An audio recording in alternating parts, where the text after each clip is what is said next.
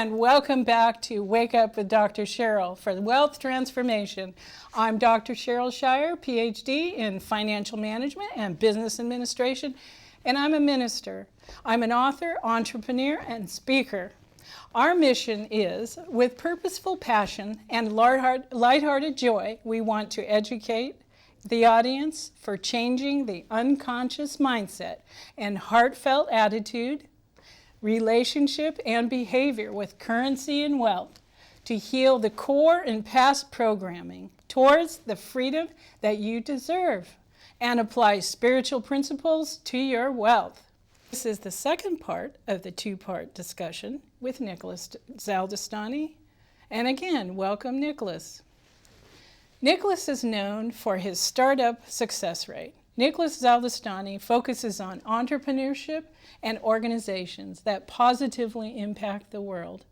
Nicholas is a mentor capitalist leveraging his venture capital, and serial entrepreneurial experience. Mr. Zaldastani's investments and executive leadership contributed to the growth of corporations such as Oracle, Open Horizon, World Energy Solutions, Salary.com, Allegro, Multimedia, and Crockpond, New Reality, and Nexus. Whew.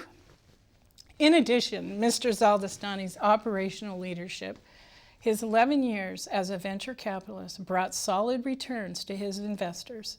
In the development of the country of Georgia, Mr. Zaldastani has supported Georgia's economic recovery and plans and educational expansion.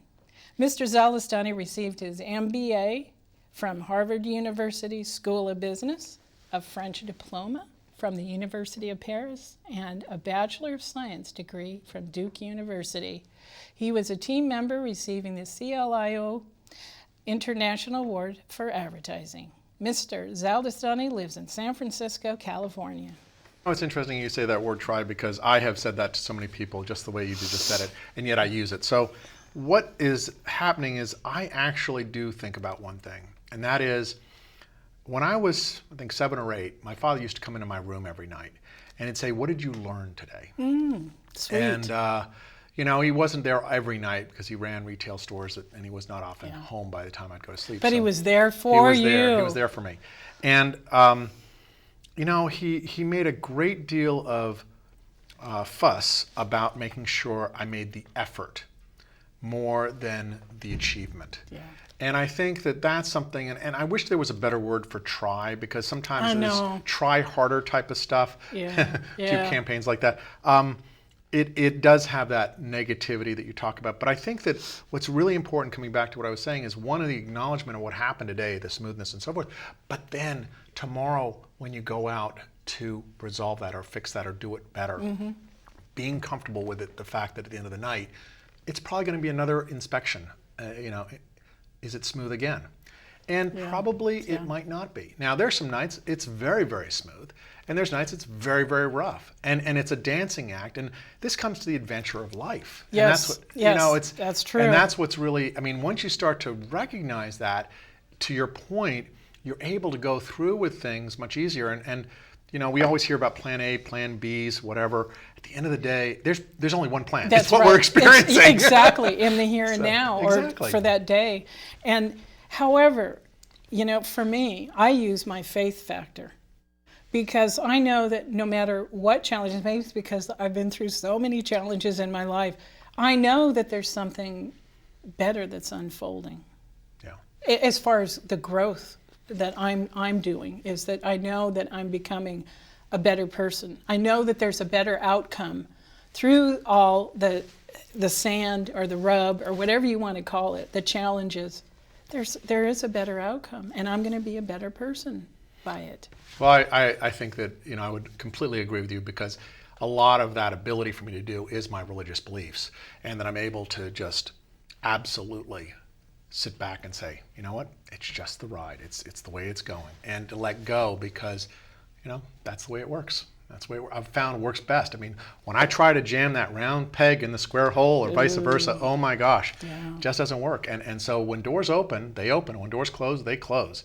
And the more you get in tune with that, you know, the better off you are. And you come back to money, as I said, there are going to be days, there are going to be years, there are going to be decades. You do really, really well. Yeah, yeah. And there are going to be other ones that don't. And does that mean you should have a miserable life? I mean, no. here's a great point that I was discussing almost about a month ago. But there are as many people that have made money in the past 3 years in San Francisco specifically, because we're sort of playing with this whole game space and all this stuff that's going on, that have made a lot of money during this period of time. At the same point, a lot of people went through the most horrific period. And it's not the same in other parts of this country as it is in San Francisco. And what do you mean? I mean, monetarily, I mean the recession. I mean, are you saying that there's extremes that have been happening? Well, I mean, it comes back. I would say no. It comes more back to the point. Some people would tell you, and I will raise my hand to that. 2008, late 2009 were very, very difficult times.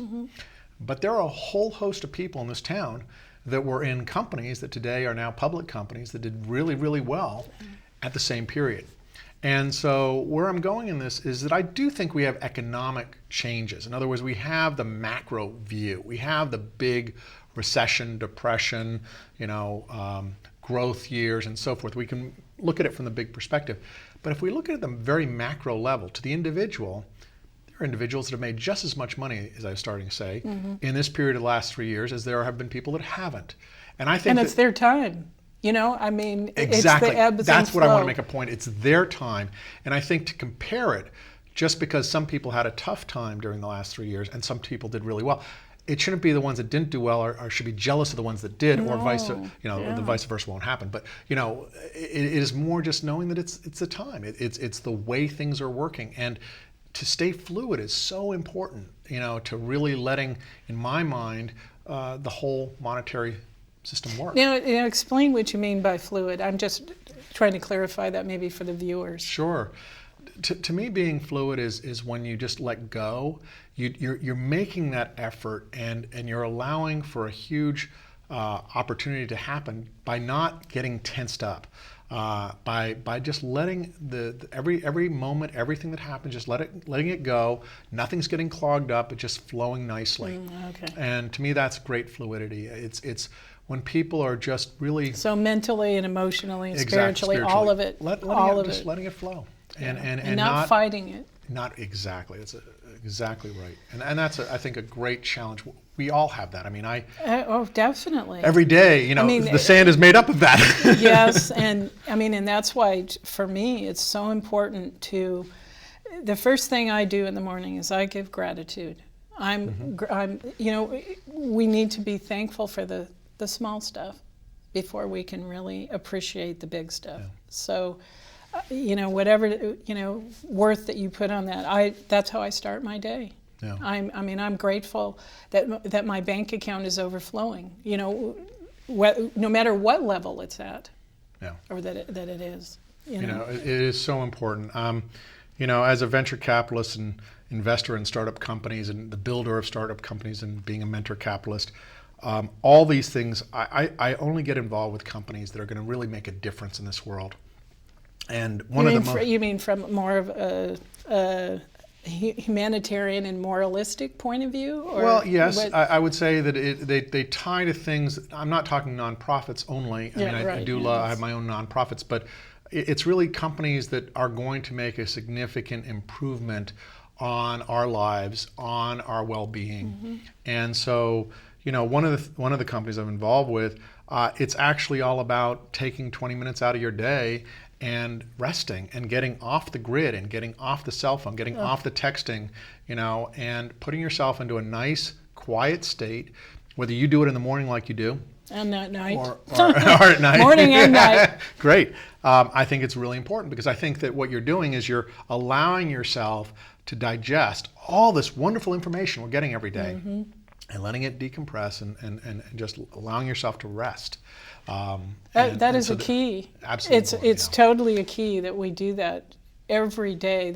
I know that if I don't start my day off like that not that I'm going to get thrown off completely, but then, if I'm busy or I'm somewhere and I can't spend the time to do that, I have to catch myself and I have to do it no matter what, because that's what keeps me grounded. Yeah. I mean, that's just my practice, and I've been doing that for over 20 years. So it's really important to have that, whatever faith, one has, and I'm not saying religious, but I'm just saying spiritual belief, that's the grounding cord for me. Yeah. So anyway, that's my 2 cents worth. But since we're on this subject, since you're living your purpose and your passion, I believe you are, is that right? Yes. Where have you found the true source of your wealth?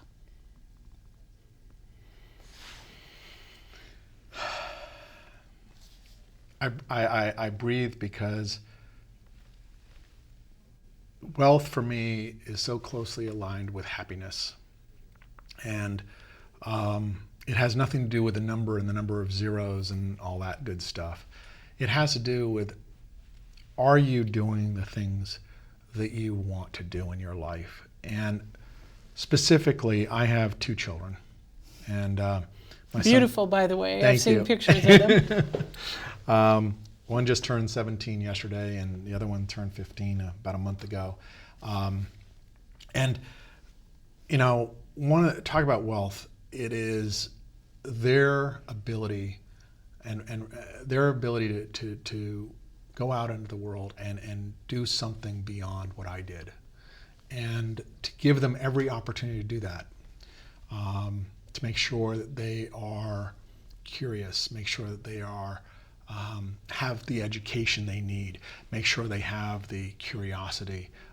Said that twice. It's important.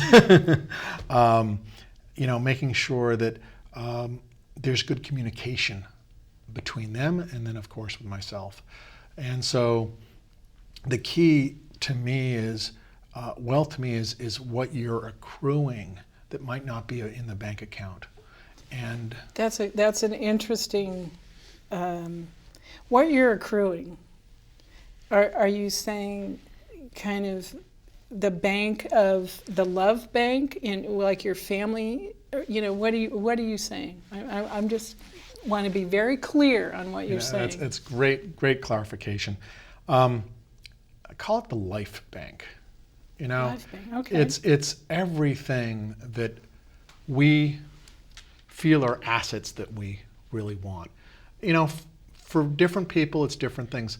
Some people really get caught up in having to have a lot of asset wealth, monetary asset, real estate, whatever.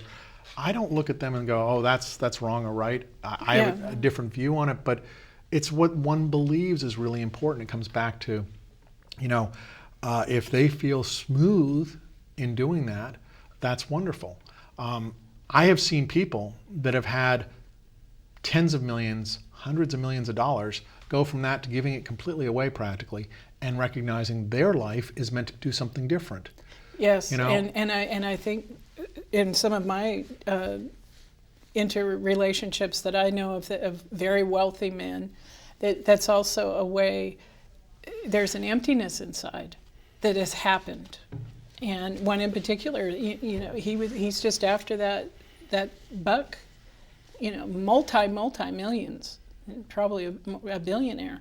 And it's like, it's kind of sad to watch because it's, he's missing out, but he'll wake up someday, and maybe he won't, maybe he will, but it's like there's more to it, But I've seen people that do have that type of wealth that do wonderful things with it. Oh yeah. And they really give back. Mm-hmm. And so when I come back to wealth, where I'm trying to take this is, I think a lot of times we think wealth, we think how much money we have in the bank account.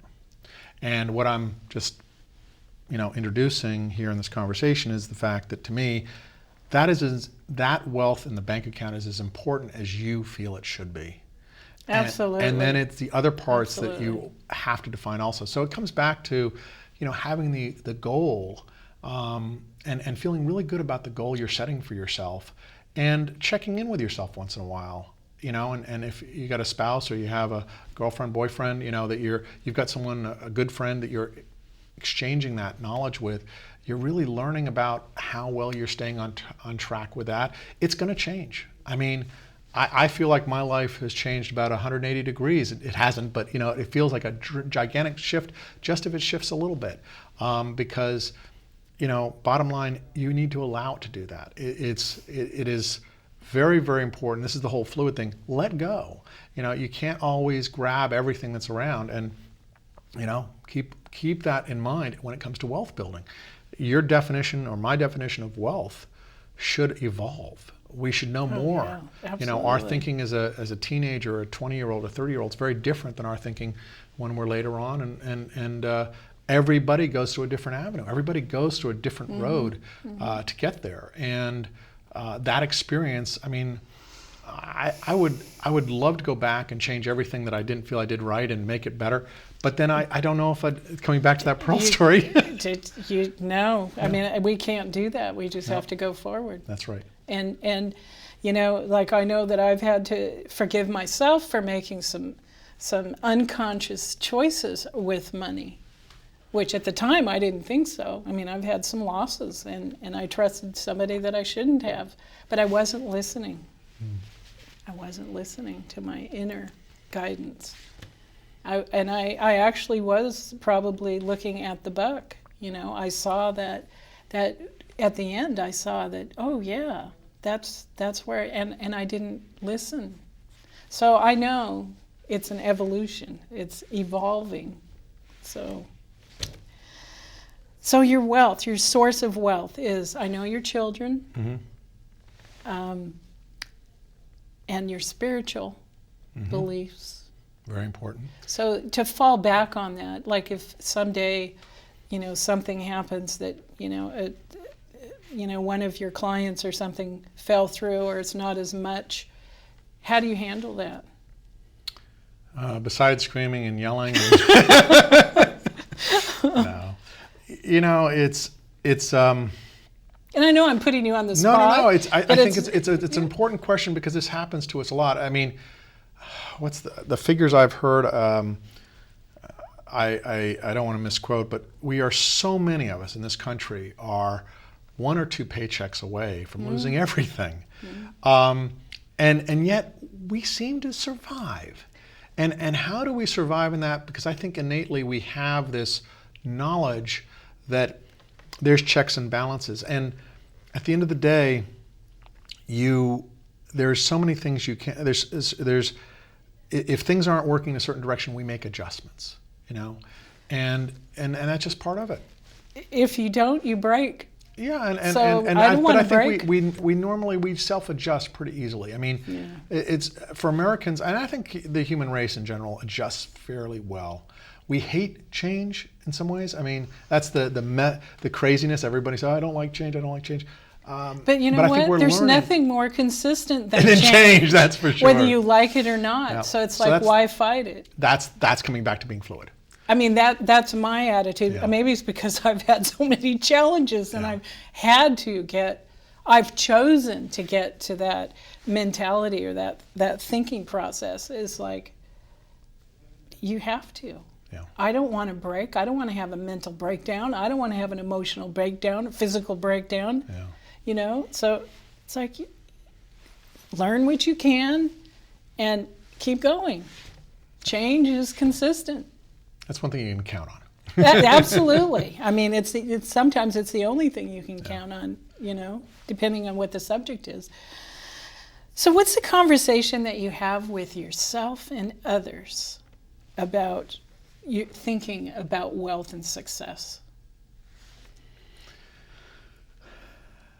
I think I'll start with, conversations with myself. I think, we've heard this so many times, and I know it's a little trite, but, in the airlines, they tell us to take the oxygen mask for ourselves first so that we can really take care of others. And I think many times, and I was born and brought up in a way that was very, very giving. And so there's this natural tendency just to give. And in essence, you're helping everybody on the plane, but you don't have your oxygen mask on, and you need it. And so the first thing and this is fairly new for me, I would say that I historically was so blinded to this that all I want to do is help other people. And so you're saying that helping yourself first has been secondary. Yes, absolutely. Absolutely. Oh, okay. And so, you know, I got gratitude by helping others, and that's how I would feel better about myself and my contribution and what I was doing. But at the end of the day, I wasn't really checking in with myself. So you asked about a check-in. Yeah. And I think the first check-in is, you said this earlier about that experience you had, checking in with yourself. What's that gut feeling? Is it absolutely what feels right? I mean, I'd say 90% of the time, if I went with my gut feeling, I would have been a lot better off, because it does work. You know, it's what that, coming back to that jar of yogurt, there's something going on. And you know, that you brought that up, because I think about this for myself. It's like, you know, and I've been like psychoanalyzing this. It's like, why did I supersede my own intuition on this money venture that I was involved with? I was looking at the reward. I was looking at, you know, I wasn't staying in the journey. I wasn't staying and listening. I was not listening. Were you talking to yourself? I mean, in other words... See, I was overriding it. Yeah. Because I was looking at the carrot. I was looking at the pot of gold. Yeah. You know, and I wasn't listening. Yeah. So I admit it. I mean, you know, but now I know that it's not going to happen again. Yeah. And I think that comes in, so going back to your question, it starts with a conversation with yourself. It starts with just, you know, I love, there's an exercise I love to do. I just get a bunch of Xerox paper out, blank sheets of paper.